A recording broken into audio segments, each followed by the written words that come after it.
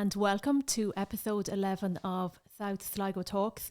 This is our community podcast recorded here in Anchonry Digital Hub in Tubbercurry. And we are a community podcast focused on bringing stories, news and everything that's happening about South Sligo. And today I'm absolutely delighted to welcome Michael Toolan and Margaret Gallagher from Anchonry Mullinabreena Community Enhancement Group, I think AMCE for short. Michael and Margaret, delighted to have you here today. Thank you for coming in. Thanks for giving us the opportunity, Joann. Great. We've heard so many great stories about all of the great work that you're doing out in Anchonry and Mullinabreena.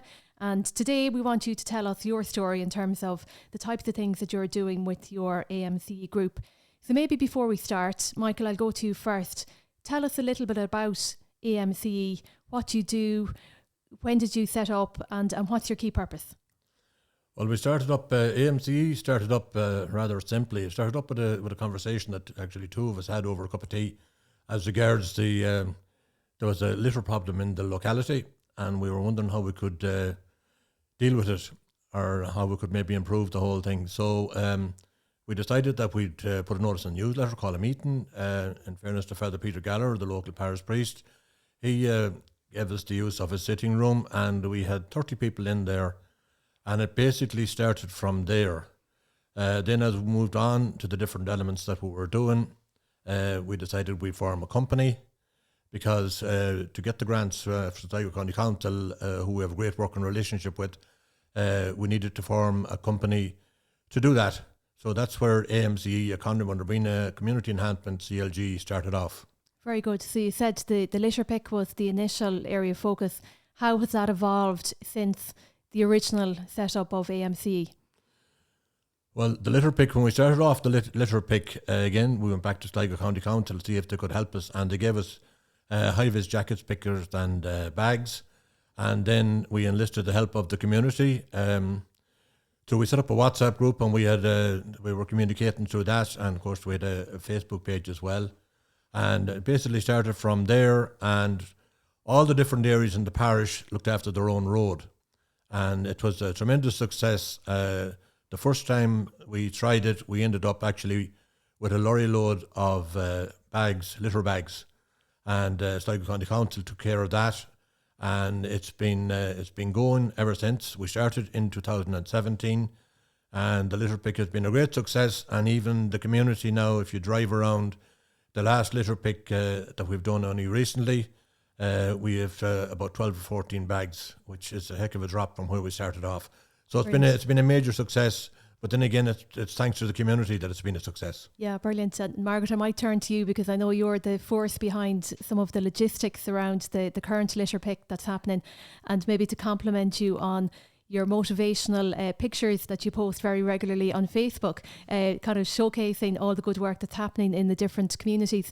I wonder, just in terms of the usage of Facebook, you know, the role it plays in terms of helping you to share your message.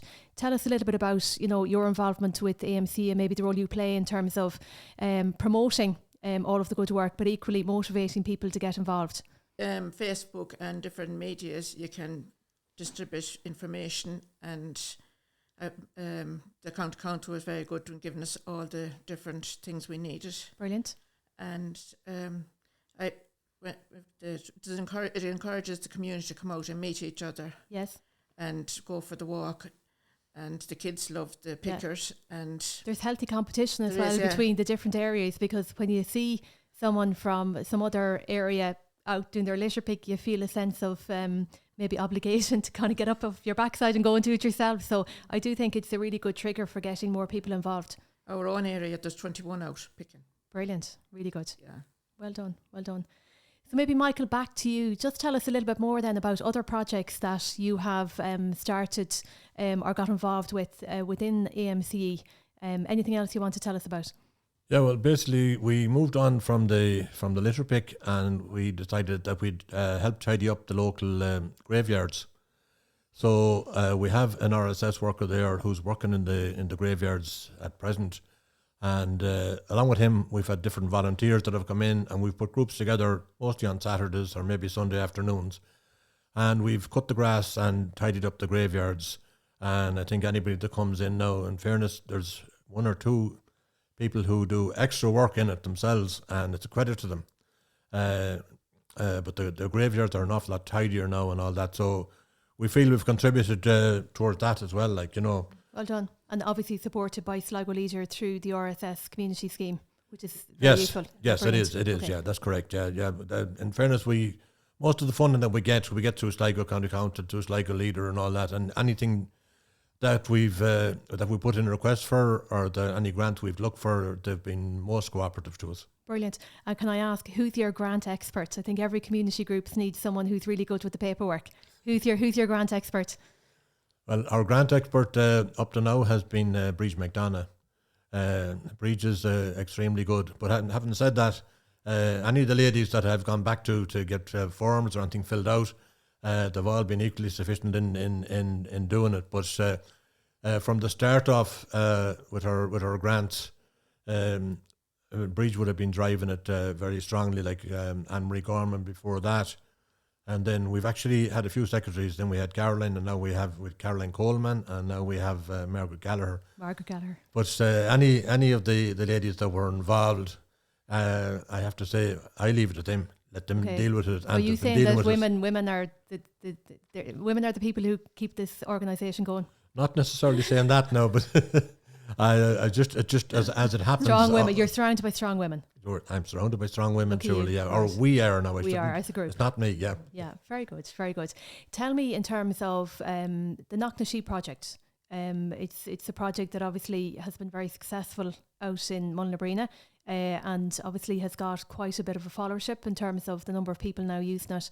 Maybe again tell us a little bit about where that project came from and how you kind of went about getting the funding and making it happen. Well, that came about originally from one of our meetings in Father Peter's in the parochial house, and actually somebody mentioned Dermot Scully, the late Dermot Scully, had this project or had it in his mind that he'd like to do a trail up Knocknashee Hill. He did form a group at the time, but unfortunately the funding wasn't there to actually carry it out. So, being mentioned at one of our meetings, we said we'd go back to Sligo County Council and we'd see if we could possibly get funding for it. Now, at that stage, then, would have been our first contact with Ray O'Grady of Sligo County Council. And from there, we started to try and find avenues that we could fund it. And he basically went back to the relevant authorities and he got the funding for us. We started it off, and the first year that we were at it, unfortunately, the weather broke. So we got halfway up the trail and we had to stop and come back the following year then and finish it off. It's been a tremendous success, as you say, especially in COVID with the lockdown. A lot of people have used it. It's a great place just to switch off and just walk up the hill and clear your head. I have to say tremendous thanks to the Scully family, to Noel Scully, for assisting us in. We had to go and get the permission from the landowners, naturally. So Noel would be the landowner. And then we went from there to the Goulden family who have the lease on it. And they've all been most helpful with us. Then there's 53 acres above on top of it, and that's a commonage. So we had to go around to the commonage and get permission from all the people on the commonage that the people could actually go in on top of the hill and explore it. So the whole thing from start to finish, it was funded by Sligo County Council. It was overseen by Ray O'Grady. And then we had a tremendously successful opening day when we had all the local musicians. We set up a stage and a field and we had the local musicians. And it was opened by the chair of the council at that time, Councillor Darwin Hill. And we were going to make it an annual event, but when COVID came, it didn't work out that way for us.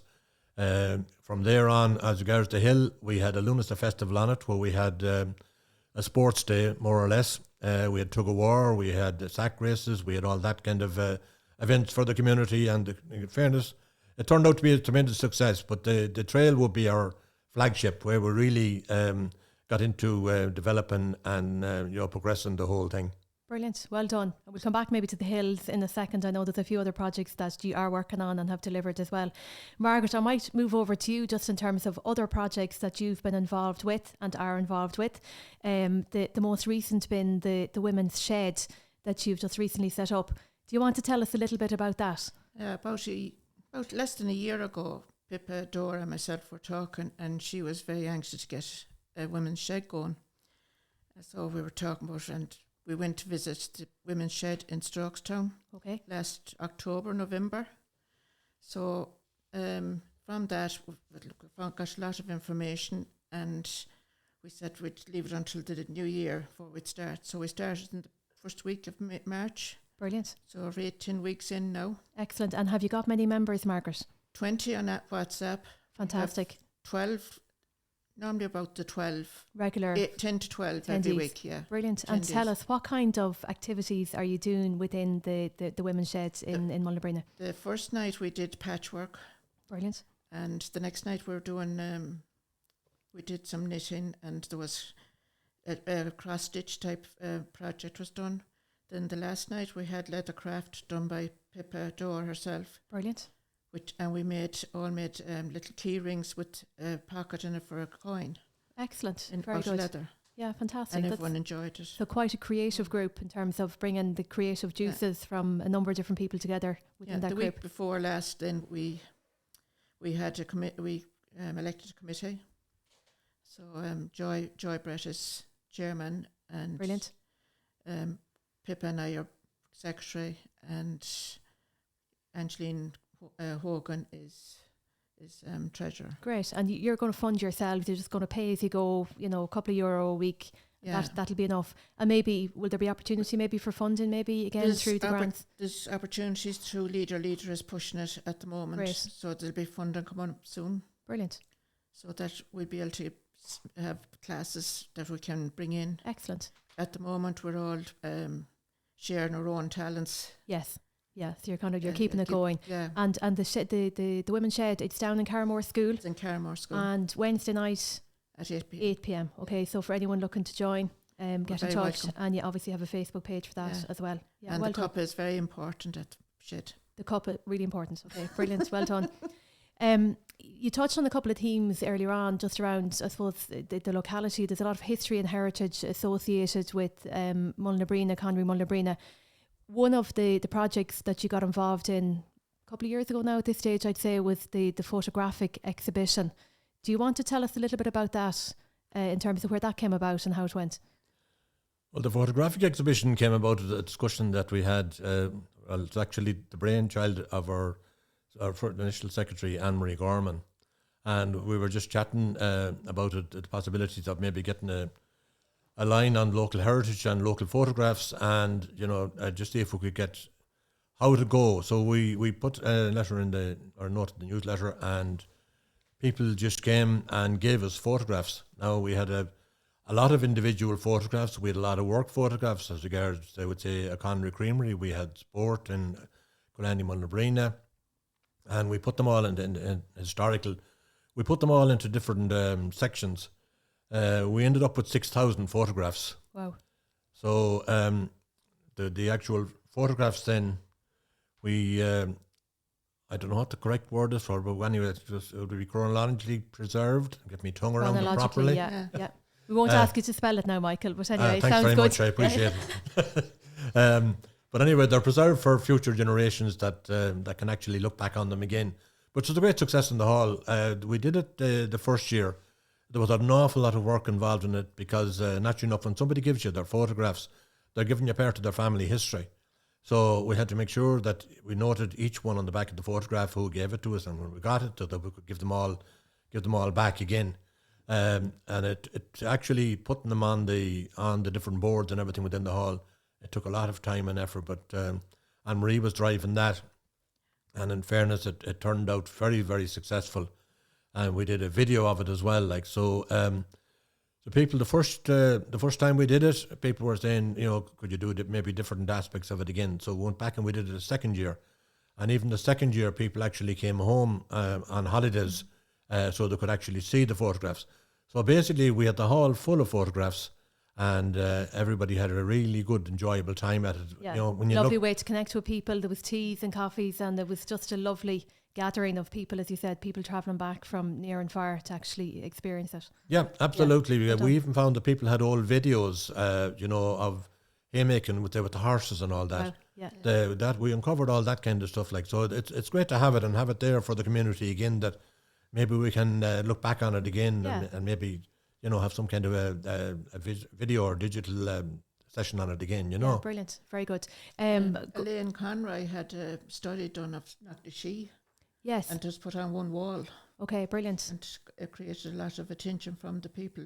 Brilliant. And on the topic of Knocknashee, obviously an archaeological, is it megalithic? Yeah. There's a megalithic, I won't spell that one either, megalithic tomb at the top of Knocknashee. Do you want to tell us a little bit about some of the work that has been carried out on the top of Knocknashee, again funded, by public sources to support, I suppose, a better understanding about what's actually on the top of Knocknashee? Well, actually, the actual work that was carried out on top of it, if you asked me to tell you exactly everything that went on top of it, we'd be here for about 2 hours. We probably need a dedicated podcast for that. We can do that one again another time. Well, actually, what we did was we got the people that were involved in it back twice to actually give us a breakdown of it, and I had pictures of it and everything, which was very informative of the group that were there. They were from Queen's University, is that right? Queen's they University, that's correct, yeah. There was a Dr. Burke Bradham, there was Linda Butelli, and there was Cormac McSpradden. Sparrow. And there was Martin Timoney. And they would be the three people that were leading it and going through it. But it was actually, we got the local people involved in it as well. And they came up and they dug the actual boundary wall on it just to see if they could find anything. Now, they didn't find anything really, really substantial on it, but they were just trying to find out, what time frame that it was involved and built in and all that. It was very interesting, and it's something that we'll explore again. We did get some peace funding, North-South peace funding on it. Yeah. That's how it was funded. But it's something we'll definitely go back at again. Yeah, brilliant. Look, it's great to see such an interest in a local asset and a local amenity from external sources. So well done on that. In relation to your other hill projects, obviously Knocknashee was the first of the projects that you took on. Do you want to tell us a little bit more about the other two hill projects that have been worked on or are being worked on at the moment?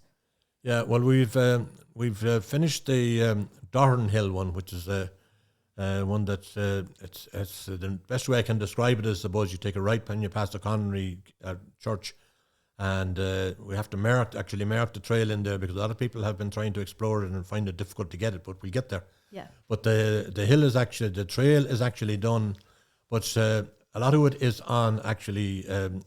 It's a farm trail up to the different fields that the farmers have up there, so we had to get permission to do that, and then the actual land that it's on belongs to the Davy family. So we're very appreciative of the Davy family who gave us permission to go up to the actual viewing point that's on the top of Darwin, and again David Golden and Jerry Connolly and Ray O'Grady was involved as regards preparing, and we have the trail cleared now, and we have it's developed right the way up to the top. There is a place for a bench up there. The fact that it's an archaeological mound that's there, we can't really do much with it, but we're going to put a bench on top of it so people can appreciate the view from the top of Darwin. Now, if you ask the people from Darwin, they'll probably tell you Darwin is the nicest view. If you ask the people from Knocknashee, they'll tell you, no, Knocknashee is the nicest view. They're both beautiful, is what I would both say. Beautiful, Having been up both, they're both gorgeous. Absolutely. Yeah, brilliant. On a good day, the view that you have from there is unreal. I definitely tell, if you feel like a nice quiet scenic walk, that's the one to take. Do Darwin Trail, and you'll find it very enjoyable. It's not the hardest of trails. It's longer than Knocknashee, but it's a little bit flatter. It feels a little bit easier. It is, whereas Knocknashee is quite steep at the end. Well, that's the Knocknashee Trail. The problem we had the first time was some of it is very steep. Yeah. And as the weather broke, we couldn't get up the steep part of it, so we had to come back and do it the second time. So the steep part is actually steps. Yes, exactly. Yeah. But the difference, as you correctly say, with the Darwin Trail, the Darwin Trail is you're on the country pass, as we call it, a lot of the time, and then you're going up to the viewing point. But it's a slow, gradual climb. Yes. So for someone like myself now that wouldn't be very super fit, I'm with you in that category as well. It's an easier one to do, yes. Easier But one, very nice, very nice one to do. Yeah, brilliant. And the third one then, the Mucklety Hill. Tell us a little bit about that. Is that something that's about to kick off? Yeah, the Mucklety Hill, that's actually gone out for tender now. We were looking at different ways to approach the Mucklety Hill. We looked at it, as we say ourselves, from the forestry side, which is on the far side of the hill.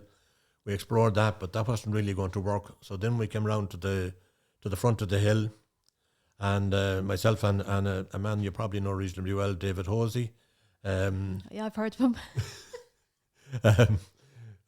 Took on that one to explore that one, and David had done a lot of work on it, and basically with the Ray O'Grady as well. We had to get permission from the landowners, which was Tom Maxwell and Conor Dorr, but we succeeded in that now in getting the permission for the trails up. So hopefully when that comes back, when the tenders come back in, we'll be progressing on that one. So we'll have Knocktashe, Darden and Mucklety, which will be a great lift to the community. Brilliant. Margaret, I'll go back to you. Any other projects that you're proud of that you've been involved with within AMC over the last couple of years? Again, you've been a really key person behind the scenes, particularly around logistics and bulb, giving out bulbs and getting flowers planted here, there, and everywhere. What are the highlights for you? We have the first year's bulbs were all covered by the county council in grants. Yes. And then it brought on the idea that after so many years that we'd have the tunnel. Brilliant. So you've got a community polytunnel. Right, brilliant. And with the work of volunteers and the funding from the county council, the tunnel is up and it's running. And there was a lot of work opened up last year. So there was a lot of work done with digging and setting flowers and vegetables, the whole lot, and there's a great learning curve. Brilliant. So this year we're doing the same thing, and we're hoping to have plants for the market and brilliant. Some for the community to put in the different pockets and yeah, brilliant. And planters around the community. Brilliant. And maybe just take that comment a little bit further. You're going to sell, it's the Anchonry Farmers Market you're going to sell at. Yeah. Tell us about the stall that you have at Anchonry Farmers Market, your book stall, and what you do there, but equally what you do in Carramore School as well with the books. The book stall, or the start of the books was that there was a sort of a loan thing going on. Yes. People had to take a book and swap it. Yeah. So and that was happening down in Carramore, the refurbished school down there. It was happening, I think, in the hall first. Okay. And then it was moved to the Carramore School because right. the numbers of books was building up. Yes. And we decided then that we'd do it as a fundraiser. Yes. So you'd get a donation of books and sell them for a donation. Yes, okay. For the community development. So that helps you to fund maybe some other projects as well. It keeps the day-to-day spending brilliant. of the school and AMC going. Excellent, very good. And you're down every week at the market. Yeah. And obviously a lot of people coming and going, donating books, buying a book for €1 or €2, and really, really useful. And you're going to start selling maybe some plants as well at the market when they start to come through in your polytunnel as well. Hopefully now, in the next week or two. Okay. We have some ready. Okay. Very good. Well, folks, I have heard massive number of stories about all of the huge work that you guys are getting involved with in Anchonry Mullinabreena. Any final ones you want to share before we finish our interview? Well, I suppose really I'd just like to say from being chair of the group, we had a lot of main drivers, including, as we mentioned, from our secretaries going forward. We set up two subgroups. One was the Carramore School one. And Pat O'Donnell was chairing that or leading that one in conjunction with Margaret, and with the rest of that subgroup. It has worked out very, very well. And the other subgroup then was on the Anchonry side, and David Hosey has been leading that one. And as you can see from the Darwin project and hopefully from the Mucklety project. And the other one that we didn't mention was Anchonry Cathedral. We're also looking at that and preserving that for future generations going forward. And I know David has been working very hard on that, and we've got good news on it now, where our archaeological engineer hopefully will come in and do a survey on that, because the Modern Court Abbey graveyard, we have to do archaeological surveys before we can actually go looking for funding, and you base your funding on that then. So there's an awful lot of hard work going on there. On the council side, I suppose, I'd just like to thank Michael Carty and Ray O'Grady on the Sligo side of it for all the help they've given us with the grants and with the funding. And then locally, David Goulden and Jerry Connolly, who have been a joy to work with as well. They've given us direction and they've helped us in any way that they can. So it's much appreciated, but just from our own point of view as a group, community enhancement is one thing, but you can't enhance it without the community. The community has come in behind us and they've backed us 100%, and that's why all these projects has been delivered. It's fine being chair of a committee or having an officer group or a committee group, but if the people aren't actually helping you out as you go along and backing us, and I have to say, as regards the books that Margaret mentioned there, we have to thank Anchonry Mullinabreena football club for their family market on Saturday, that they've given us the opportunity to sell the books there. And again, it's all about the different groups within the community working together, and I have to say this particular community works very well together. That's really all I'd like to say on it. Any parting comments, Margaret, from you? It's very interesting, the whole work with the community. Yeah, you enjoy it? I do, yeah. Yeah. We enjoy your company as well. Yeah, so well done. That hearty laugh is brilliant. Can I just compliment you both and the AMCE group just for everything that you do?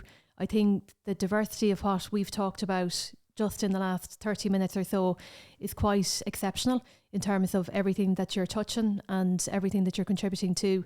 And I think whether it be heritage or history or just bringing people together, there's also the green agenda, the sustainability, the books, the plants, etc. I just think you do great work in our community, and you've clearly built really good relationships with the funders, Sligo County Council, Sligo Leader, but equally I think that key point, in terms of working together with the wider community has been so effective. So well done, and thank you for joining our podcast today. Thank you very much, and thanks for giving us the opportunity. Thanks, Joann. Thank you.